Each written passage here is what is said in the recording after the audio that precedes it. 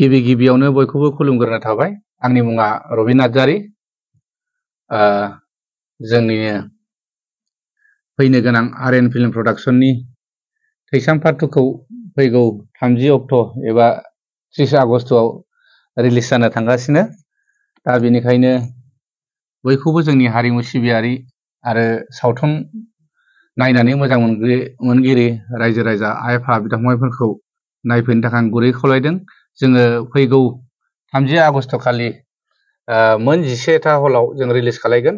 दा बिनि गिबि हलावनो जोङो क'क्राझार गल्ड सिनेमा आरो universal Bongaigaon Rangia gold cinema, गुवाहाटियाव जोङो PVR सिटि सेन्टार आरो सिनिपलेक्स सेन्ट्रेल मल आरो मंगलदै गल्ड सिनेमा, टंलायावहाय जोङो साया सिनेमा हलाव आरो बिदिनो बिश्वनाथ सारियालियाव जोङो पाबै सिनेमा हलाव आरो लखिमपुराव जोङो बिस्व सिनेमा हलाव आरो बिदिनो जोङो गुबुन स्टेटआवहाय अरुणाचल प्रदेश इटानगरावहाय 10Z सिनेमा हलाव दिन्थिगोन आरो लोगोसे जोङो गवालपारा डिस्ट्रिक्टआवबो दुधनाय आम्बिका सिनेमा हलाव दिन्थिगोन।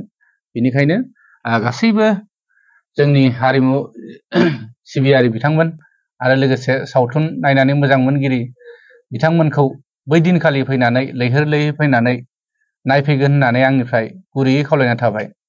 गोजोन्थों।